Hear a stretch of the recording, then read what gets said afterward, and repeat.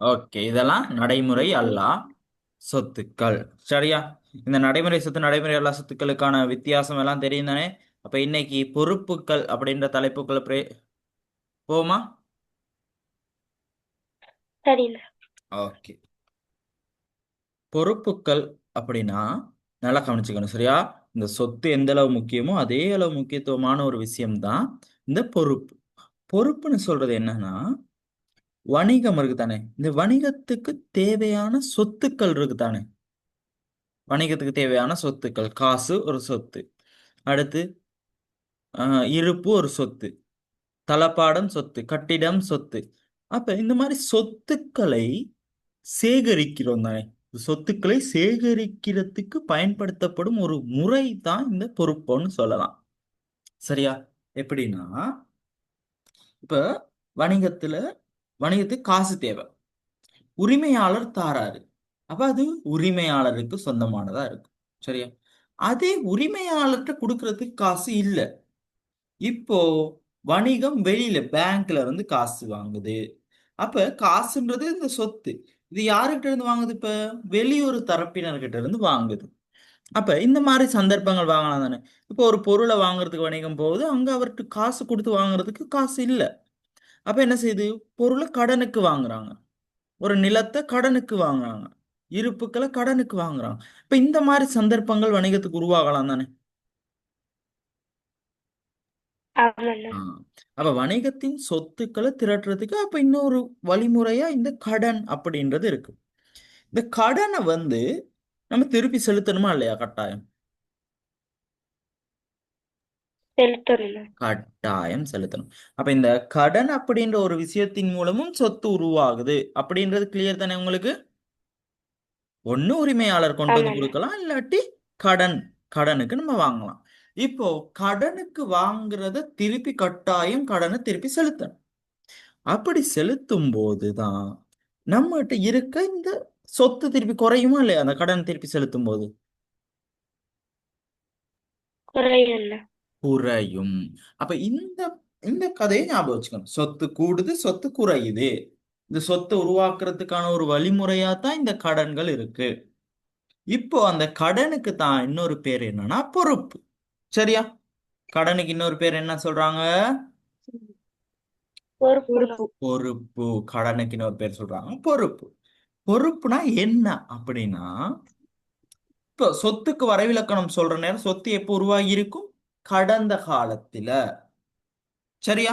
எப்போ உருவாகி இருக்கும்? கடந்த கால கொடுக்கல் வாங்கல் அல்லது நிகழ்வொன்றின் மூலம் தானே சொத்து உருவாகி இருக்கும்னு பார்த்தோம். ஆமாண்ணா. ஆ. அதே மாதிரி அப்ப சொத்தை உருவாக்குனது தானே இந்த சொத்தை உருவாக்குறதுக்கு பயன்படுத்தப்பட்டது தானே இந்த பொறுப்பு, கடன். அப்ப இதுவும் எப்ப நடந்திருக்கும்? ஆமாண்ணா. இதுவும் எப்ப நடந்திருக்கும்? கடந்த இறந்த காலத்துல. காலத்துல, கடந்த காலத்துல தான் நடந்திருக்கும். அப்ப இந்த பொறுப்பு அப்ப கடந்த கால கொடுக்கல் வாங்கல் அல்லது நிகழ்வொன்றின் மூலம் உருவானது. இப்போ அத திருப்பி செலுத்தணுமா இல்லையா? திருப்பி செலுத்தணும். அப்படி திருப்பி செலுத்தும் போது வணிகத்து கையில இருக்க வளங்கள் குறையும் தானே.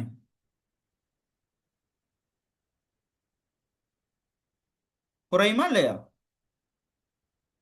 ஒரு பொறுப்புக்கு அந்த பொறுப்பை திருப்பி கொடுக்கிறோம். பேங்க்ல கடனுக்கு 10 லட்சம் வாங்கியிருக்கோம், அந்த 10 லட்சத்தை திருப்பி கொடுக்கிற நேரம் காசுன்ற சொத்து குறையும் தானே. கேக்குதா? கேக்குதுண்ணா. ஆ. ஆமாண்ணா, கேக்குது. ஓகே. அந்த சொத்து குறையும். அப்படி அந்த அது தீர்க்கப்படும் போது வணிகத்தின் வளங்கள் வணிகத்திலிருந்து வெளியே போகும். சரியா? அது வணிகத்துக்கு நிகழ்காலத்துல இருக்க ஒரு கடப்பாடு. கடப்பாடுன்னு சொல்றது என்னது? கட்டாயம் இதை செஞ்சே ஆகணும். இப்போ நான் ஒரு ஆள்கிட்ட 10,000 கடன் வாங்கியிருந்தேன்னா, நான் அந்த 10,000 கொடுத்தே ஆகணும். அது எனக்கு ஒரு கடப்பாடு. இந்த அந்த வேலையை நான் செய்யணும்னு சொல்றது கடப்பாடு, அந்த பொறுப்பு. சரியா? அப்ப இந்த எல்லா பண்புகளையும் உள்ளடக்கினது தான் பொறுப்பு. எப்ப உருவானுச்சு?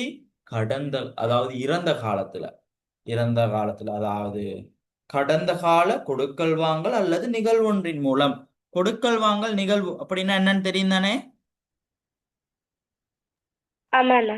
ஆ, அப்ப ஆமாண்ணா. கடந்த கால கொடுக்கல் வாங்கல் அல்லது நிகழ்வொன்றின் விளைவாக தோற்றம் பெற்ற. சரியா? தீர்க்கப்படும் போது பொருளாதார வள வெளிப்பாய்ச்சலை ஏற்படுத்தக்கூடிய எதிர்கால வள வெளிப்பாய்ச்சல். இன்னைக்கே கொடுக்க போறோமா? இல்ல, எதிர்காலத்துல தான் கொடுக்க போறோம். அப்ப எதிர்காலத்துல வணிகத்துல இருக்க வளங்களை வெளியே அனுப்பக்கூடிய எதிர்கால வள வெளிப்பாய்ச்சலை ஏற்படுத்தக்கூடிய. இப்போ எனக்கு அந்த பொறுப்பு இருக்கு தானே. நிகழ்கால கடப்பாடு என்னன்னு சொல்லப்படும்? பொறுப்பு. அப்ப 3 பண்பு சொல்றோம் பிரதானமா. கடந்த கால கொடுக்கல் வாங்கல் அல்லது நிகழ்வொன்றின் விளைவாக தோற்றம் பெற்றது. எதிர்கால வளங்களின் வெளிப்பாய்ச்சலை ஏற்படுத்தக்கூடியது. 3வது நிகழ்கால கடப்பாடு. இந்த 3 பண்புகளையும் பிரதானமா கொண்டதுதான் என்னன்னு சொல்லப்படும்? பொறுப்புன்னு சொல்லப்படும். சரியா? சரிண்ணா. ம். இந்த பொறுப்பு எப்படி உருவாகுதுன்னு பார்த்தோம்னா, வணிகத்துக்கு சொத்துக்களை சேகரிக்கும் போது. எப்படி? முதலாவது, வணிகத்துக்கு காசு பத்தாது. அந்த காசை வந்து என்ன செய்யணும்? இப்ப கடனுக்கு வங்கியிலிருந்து பெறுறோம்.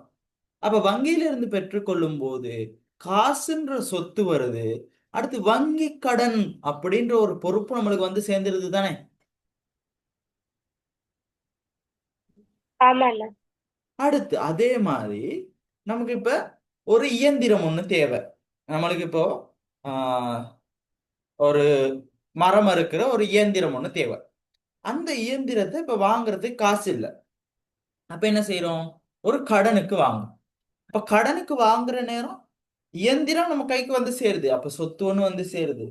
அதே மாதிரி இன்னொன்னு வந்து சேருது. என்னது? அந்த இயந்திரத்துக்கான கடன் ஒண்ணு உருவாகுது தான், நமக்கு கட்ட வேண்டியது ஒண்ணு. ஆமாண்ணா. ஆஹ் அடுத்து நம்மளுக்கு பொருட்களை விற்பனை செய்யற ஒரு வணிகம்னு வைங்களேன். இப்போ அரிசியை வாங்கி இப்போ டவுன்ல அரிசி மூட்டை மூட்டை 4 மூட்டை ஒரு நாளைக்கு வாங்கி ஊர்ல கொண்டு வந்து உடைச்சு விற்கிறோம். கிலோ கணக்குல விற்கிறோம். சரியா? இப்போ ஒரு நாளைக்கு அரிசி வாங்குறதுக்கு காசு இல்லை. அப்ப அரிசியை நான் என்னது? கடனுக்கு வாங்கிட்டு வாரேன்.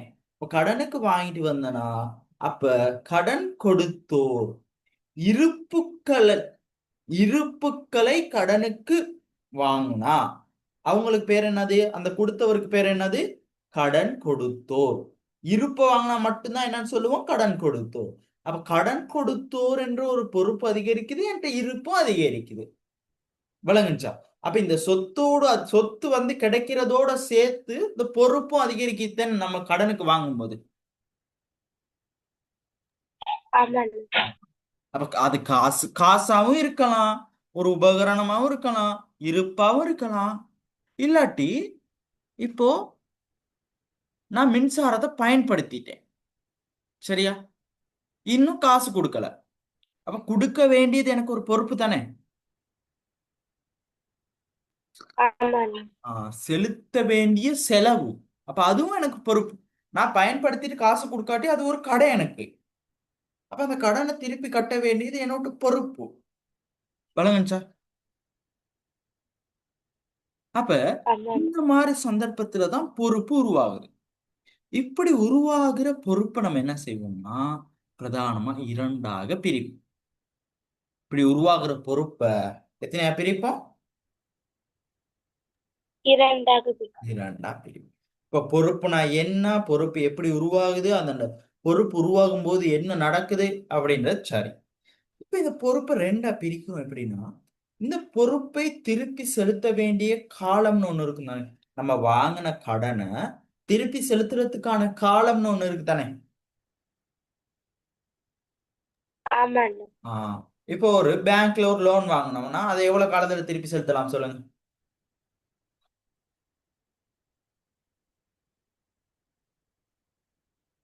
ஒரு 3 வருஷம் 4 வருஷம் வரைக்கும் மாசம் மாசம் கட்டி கட்டி தானே திருப்பி செலுத்துவோம். அடுத்து ஒரு 3வீல வந்து ஆமாண்ணா. பினான்ஸ்ல வாங்கியிருக்கோம். அந்த பினான்ஸ்ல வாங்குறோம். கேக்குது தானே? ஆமாண்ணா கேக்குது. ஆமாண்ணா. ஒரு 3வீல இப்ப பினான்ஸ்ல வாங்குறோம். அப்ப அந்த பினான்ஸ் வந்து 1 மாசம் 2 மாசத்துல கட்டி முடிச்சிருவோமா? இல்ல, ரொம்ப காலம் கட்டுவோம் தானே. 5 இல்லண்ணா வருஷம் 4 வருஷம் 5 வருஷம். கட்டுவோம். ஆஹ் இப்போ அப்ப இந்த கடனுக்கெல்லாம் ஒரு சொத்தை கடனுக்கு வாங்கும் போது இல்ல காசை நம்ம பேங்க்ல இருந்து கடனை வாங்கும் போதெல்லாம் ரொம்ப காலம் எடுக்குது திருப்பி கட்டுறதுக்கு. சரியா? இப்ப இதே வீட்டுல டக்குன்னு சீனி முடிஞ்சுச்சு, கையில காசு இல்ல, பக்கத்து கடையில போயிட்டு சீனி வாங்கிட்டு வரோம். இப்ப அந்த கடனை கட்டுறதுக்கு எவ்வளவு நாள் எடுத்துக்கும்? ஒரு நாள் 2 நாள்னா? ஒரு நாள் 2 நாள், ஒரு சின்ன ஒரு காலப்பகுதி தான் எடுத்துக்கிறோம். அடுத்து இந்த மாசம் கரண்ட் பில் கட்டுறதுக்கு காசு இல்ல, கரண்ட் பில் கட்டாம விட்டுட்டோம். அப்ப இந்த கடனை வந்து இப்ப 4 வருஷத்துக்கு 5 வருஷத்துக்கு கட்டாம வச்சிருப்போம் அந்த கரண்ட் பில்ல? இல்லண்ணா. இல்ல, ஒரு ஒரு மாசம் 2 மாசத்துக்குள்ள திருப்பி கட்டிடுவோம். சரியா? ஆனா பேங்க்ல எல்லாம் லோன் வாங்கினா அப்படி டக்குன்னு திருப்பி கட்டிடுவோமா? இல்ல, அது லேட் ஆகும். லேட் ஆகும் தானே. இப்போ மாசம் 10,000 இல்லாட்டி 15,000 அப்படி அப்படியே கட்டிட்டு ரொம்ப நாள் கட்டுவோம். சரியா? சரிண்ணா. கேட்டுச்சா அந்த விஷயம்? ஓகே, அது கிளியரா அப்ப? ம்.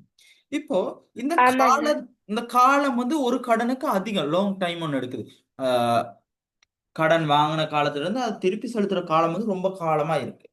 இப்போ இன்னொரு கடனை பார்த்தோம்னா குறிப்பிட்ட கொஞ்சம் காலமா இருக்கு. அப்ப இந்த பண்பை அடிப்படையாக கொண்டு அந்த கடனை வந்து இரண்டாக பிரிப்பேன். கடனை, அதாவது பொறுப்பை ரெண்டா பிரிப்பேன். என்னன்னா, நடைமுறை பொறுப்பு, சொத்துல பார்த்த மாதிரியே தான் இந்த நடைமுறை பொறுப்பு.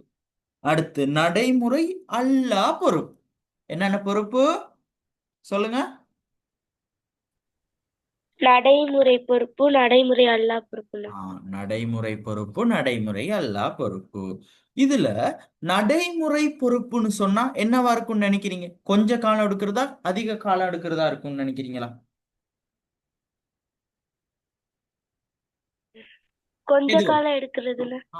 கொஞ்ச காலம். இப்ப நம்ம சொத்திலேயே நம்ம நடைமுறை அப்படின்னா என்னன்ற விளக்கத்தை நம்ம படிச்சுட்டோம் தானே. நடைமுறை அப்படின்னு சொல்றது, நடைமுறைன்னு சொல்றது அந்த மாறிக்கிட்டே இருக்குது. அரிசியா இருக்கு, காசா இருக்கு, அரிசியா இருக்கு, காசா இருக்கு, அப்ப மாறிக்கிட்டே இருக்கிறது தான் நடைமுறை.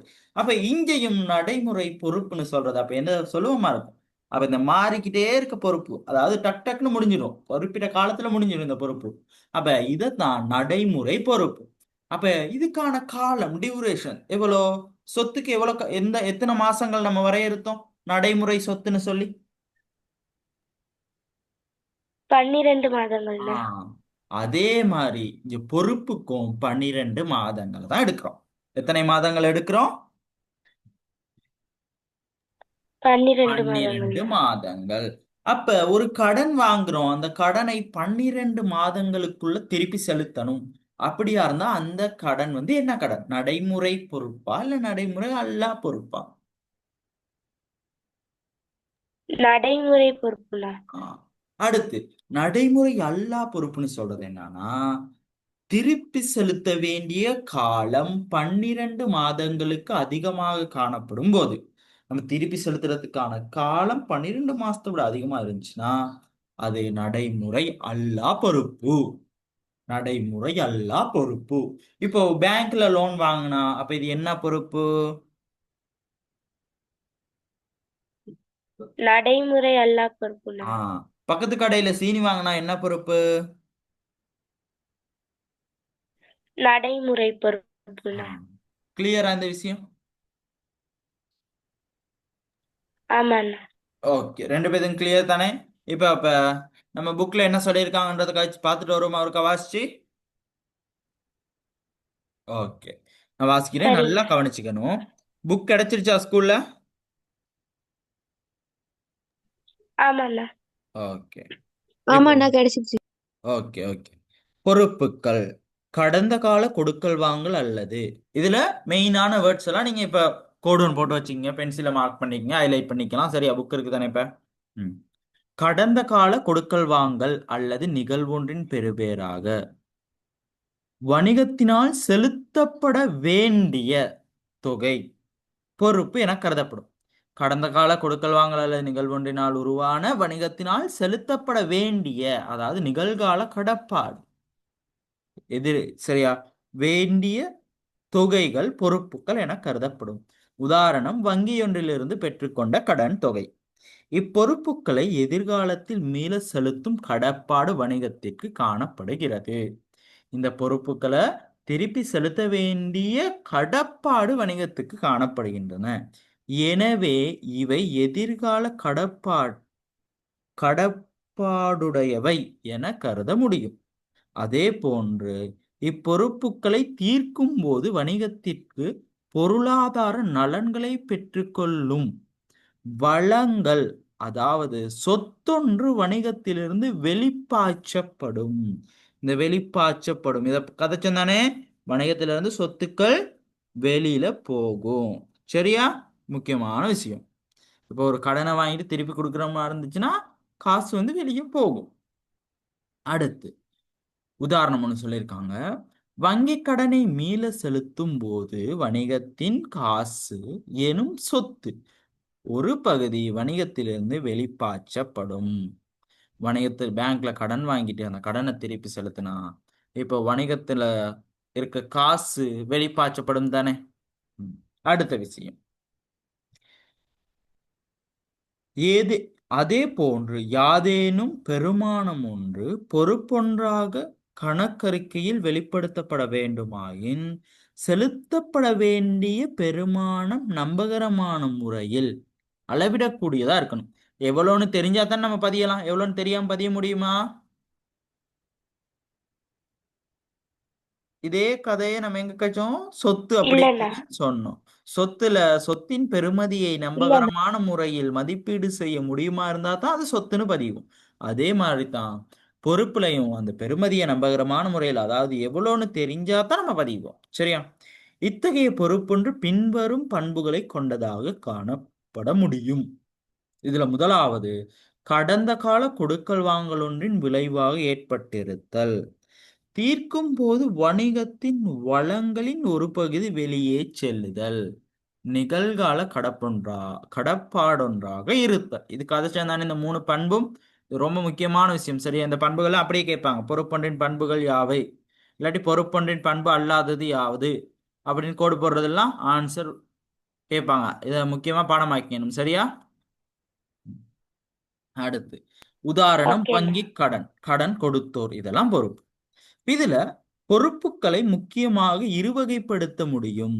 முதலாவது நடைமுறை பொறுப்பு, நடைமுறை அல்லா பொறுப்பு.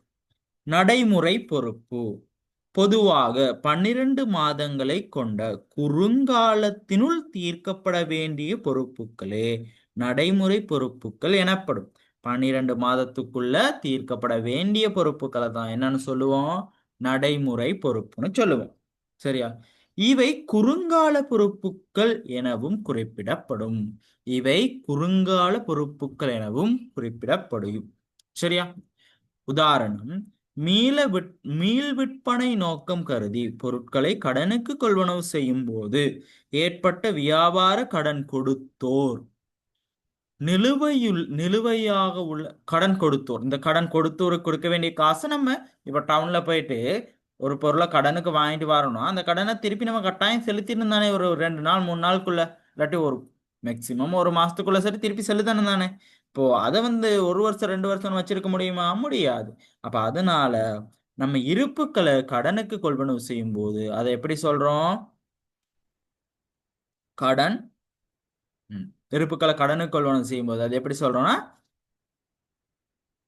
நடைமுறை பொறுப்புன்னு சொல்லி சொல்றோம். சரியா? அடுத்து நிலுவையில் உள்ள மின்சார கட்டணம். நிலுவையில் உள்ள மின்சார கட்டணம்னா நம்ம மின்சாரத்தை யூஸ் பண்ணிட்டோம். அந்த யூஸ் பண்ண மின்சாரத்துக்கான காசை இன்னும் கொடுக்கல. அப்ப காசு கொடுக்காத சந்தர்ப்பத்துல அதுதான் நிலுவை. நிலுவைன்னு சொல்றது செலுத்தப்பட வேண்டிய. சரியா? அப்ப செலுத்தப்பட வேண்டிய மின்சார செலவீனம். அப்ப அதை யூஸ் பண்ணிட்டோம், இன்னும் காசு கொடுக்கலன்னா எதிர்காலத்துல கொடுக்க வேண்டிய கடப்பாடு நம்மளுக்கு இருக்கு. அப்ப அது ஒரு பொறுப்பு. அதை வந்து நம்ம 2 வருடம் 3 வருடத்துக்கு வச்சிருக்க முடியுமா? முடியாது. அதனால அது வந்து நடைமுறை பொறுப்புன்னு சொல்லப்படும். சரியா? அடுத்து நடைமுறை அல்லா பொறுப்பு. நடைமுறை அல்லா பொறுப்புன்னு சொன்னா என்னன்னு பார்த்தோம்? 12 மாத கால இடைவெளிக்கு செலுத்த வேண்டிய கடப்பாடு இல்லாட்டி, அதாவது 12 மாசத்துக்குள்ளே நம்ம கட்டாயம் முடிக்கணும்ன்ற தேவை இல்லாட்டி அது வந்து நடைமுறை அல்லா பொறுப்பு. சரியா? உதாரணம், இப்ப இங்க என்ன சொல்லியிருக்காங்கன்னா, நடைமுறை பொறுப்புகள் என கருத முடியாத ஏனைய பொறுப்புகள் அனைத்தும் நடைமுறை அல்லா பொறுப்பு. நடைமுறை பொறுப்புன்னு எதை எதை சொல்ல முடியாதோ அதெல்லாம் நடைமுறை அல்லா பொறுப்பு. நம்ம சொன்ன விஷயம் நம்ம சொன்ன மாதிரி ஞாபகம் வச்சுக்கோங்க, சரியா? இப்ப இதுல அடுத்து இவை நீண்ட கால பொறுப்புகள் என குறிப்பிடலாம். உதாரணமாக, ஒரு வருடத்திற்கு பின்னர் தீர்க்கப்பட வேண்டிய வங்கி கடன். சரியா? ஒரு வருடத்திற்கு பின்னர் தீர்க்கப்பட வேண்டிய வங்கி கடன். சரியா? இதுல இதுவரைக்கும் கிளியரா பொறுப்புன்ற விஷயம்? பொறுப்புனா என்னது? ஒரு வணிகத்துல கடந்த கடந்த கால கொடுக்கல் வாங்கல் அல்லது நிகழ்வொன்றின் விளைவால் உருவான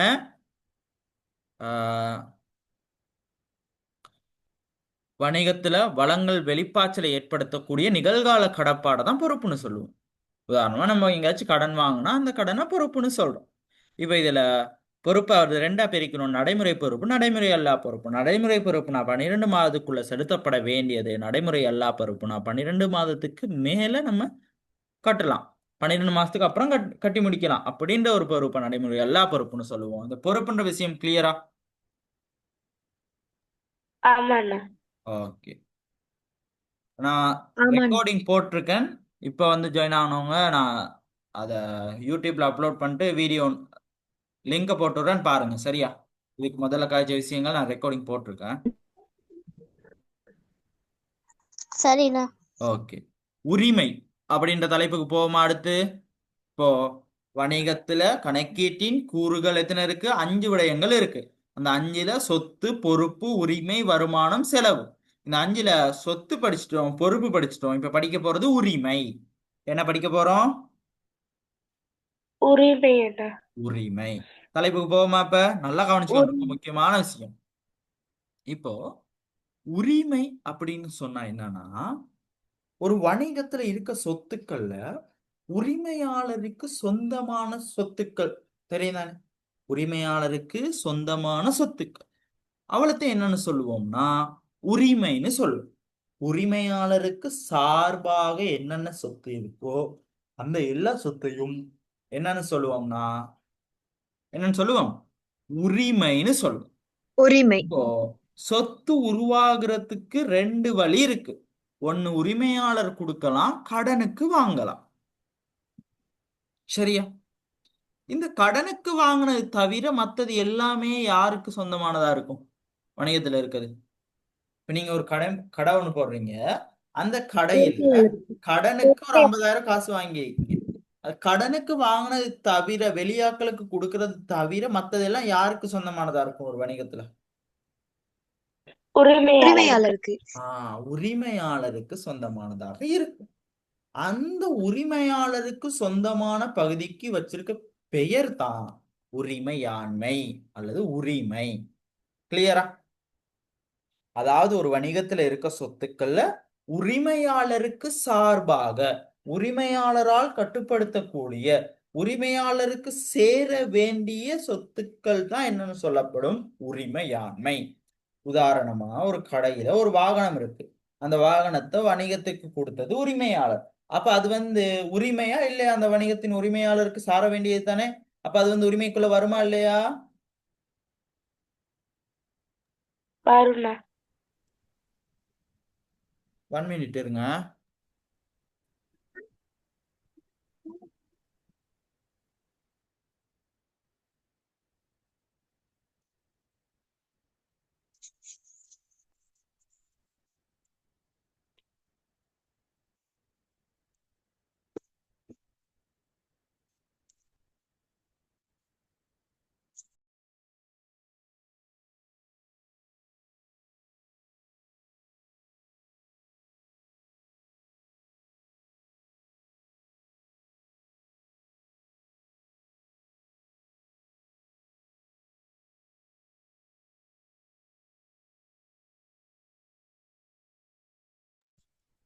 அஜிகா.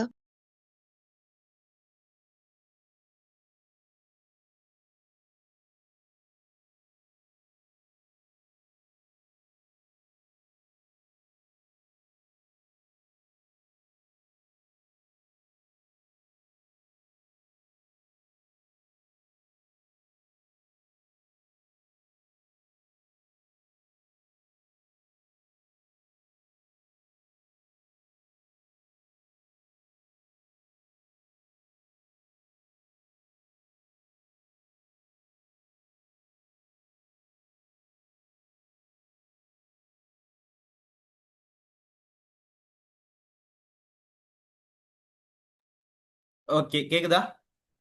சாரி. இதுல கேக்குதுண்ணா. உரிமைனா என்னன்னு பாத்துக்கிட்டு இருந்தோம். உரிமைன்னு சொல்றது என்னது?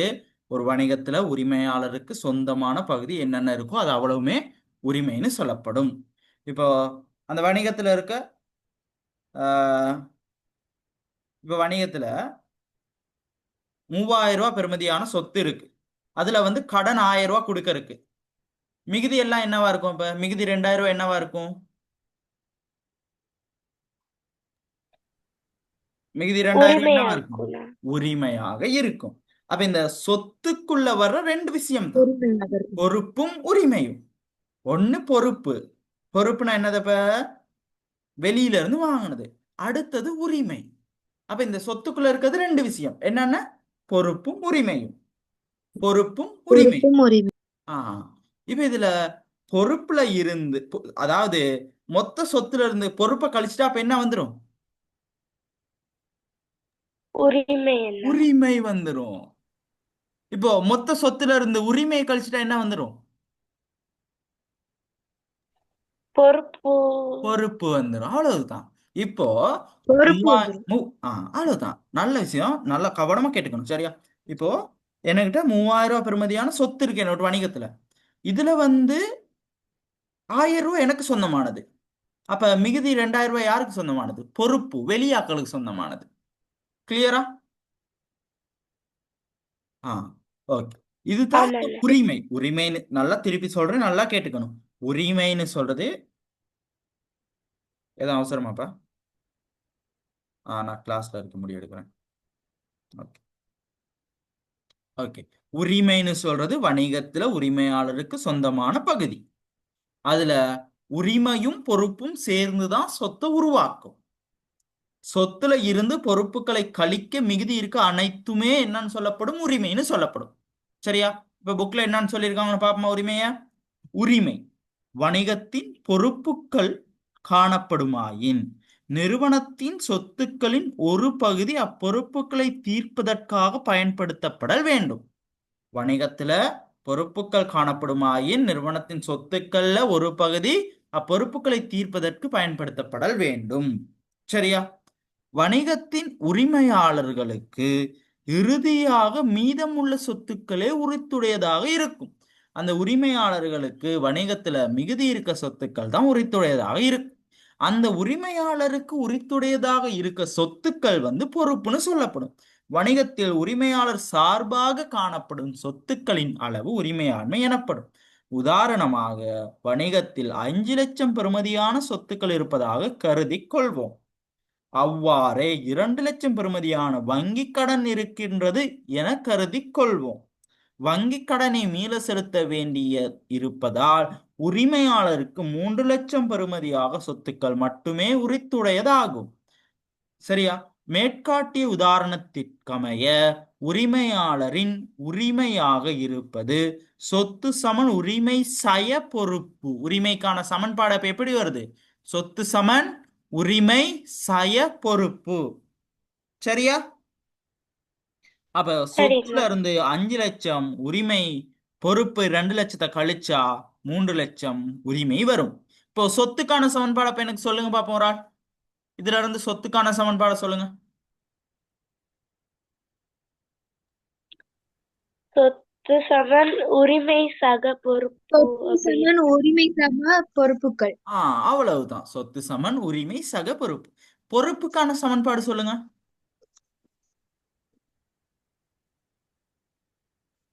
பொறுப்பு சமன் சொத்து சய சய உரிமை. பொறுப்பு சமன் சொத்து சய உரிமை. சரியா? கிளியரா அந்த விஷயம்? ஆமாண்ணா. இப்போ அடுத்த விஷயம், தனியார் உரிமை வணிகம் ஒன்றின் மூலதனமானது உரிமையின் பிரதிநிதித்துவம். மூலதனம் வந்து உரிமை தான். மூலதனம் உரிமையாளர் போட்டா மூலதனம் உரிமை தானே? சரியா? இப்ப இந்த ஆமா. ஒரு வணிகம் இருக்கு. அதுல பொறுப்பே இல்ல. என்னது? பொறுப்பே இல்ல. அப்ப சொத்து சமன் என்னது?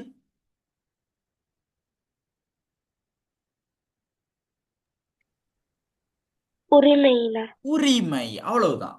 சொத்து சமன் உரிமை. பொறுப்பே இல்லாட்டி சொத்து சமன் உரிமை. சரியா? கிளியரா?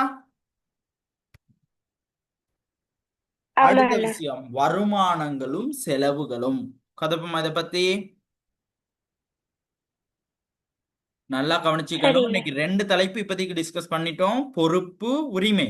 பொறுப்புன்னு சொல்றது கடந்த கால கொடுக்கல் வாங்கல் அல்லது நிகழ்வொன்றின் விளைவால் தோற்றம் பெற்ற எதிர்கால வள வெளிப்பாய்ச்சலை ஏற்படுத்தக்கூடிய நிகழ்கால கடப்பாடு.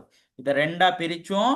நடைமுறை சொத்து, நடைமுறை அல்லா சொத்து. 12 மாசத்துக்குள்ள கொடுக்கணுமா இருந்தா நடைமுறை பொறுப்பு.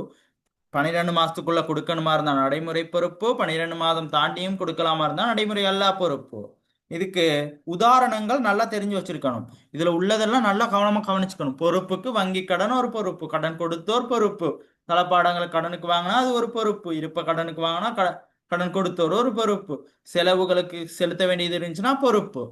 சரியா? அதெல்லாம் கிளியர் தானே? அடுத்து அதுல என்னென்ன நடைமுறை பொறுப்பு, நடைமுறை அல்லா பொறுப்பு என்னன்றதையும் கவனிச்சுக்கணும். அடுத்து உரிமை. உரிமைனா வணிகத்துல உரிமையாளருக்கு சார்பா இருக்க சொத்துக்கள் உரிமை. சரியா? இந்த உரிமையை கண்டுபிடிக்கிறதுக்கான சமன்பாடு உரிமை சமன் சொத்து சய பொறுப்பு. அதே சொத்துக்கான சமன்பாடு இங்கே நம்ம எடுத்துக்கலாம். சொத்து சமன் உரிமை சக பொறுப்பு. பொறுப்புக்கான சமன்பாடு எடுத்துக்கலாம். பொறுப்பு சமன் உரிமை சொத்து சய உரிமை. கிளியர் தானே இந்த விஷயங்கள்? இதுல எதுவும் டவுட் இருக்கா?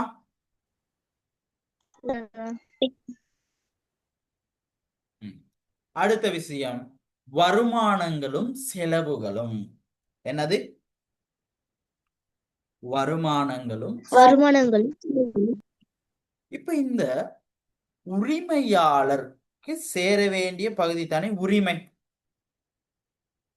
உரிமை யாருக்கு சேர வேண்டியது? உரிமையாளருக்கு உரிமையாளருக்கு. இப்போ இந்த உரிமையாண்மை அதிகரிக்கும் தானே? எப்படி அதிகரிக்கும்னா நல்லா கவனிச்சுக்கணும். இப்ப எப்படி அதிகரிக்கும்னா, நான் ஒரு பிசினஸ் ஒன்று ஆரம்பிச்சேன். ஃபர்ஸ்ட் 2 லட்சம் போட்டு அந்த பிசினஸ் ஆரம்பிச்சேன். 2 லட்சம் நான் போட்டேன், 1 லட்சம் கடை வாங்கினேன். இப்போ வணிகத்தில் எவ்வளவு சொத்து இருக்குன்னு சொல்லுங்க பாப்போம்.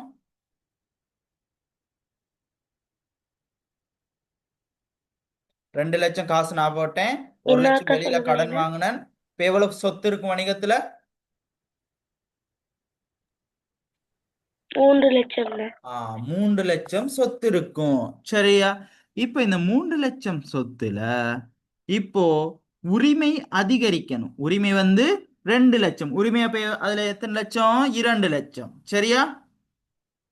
இந்த 2 லட்சம் உரிமை அதிகரிக்கணுமா இருந்தால் இப்ப நான் என்ன செய்யலாம்? இன்னொரு 1 லட்சம் காசை கொண்டு வந்து போடலாம். சரியா? இன்னும் 1 லட்சம் காசை கொண்டு வந்து போடலாம். காசை போட்டா இப்ப 2 லட்சமா இருக்க உரிமை 3 லட்சம் அதிகரிச்சிருந்தானே? நல்லா கேட்டுக்கணும். சரியா?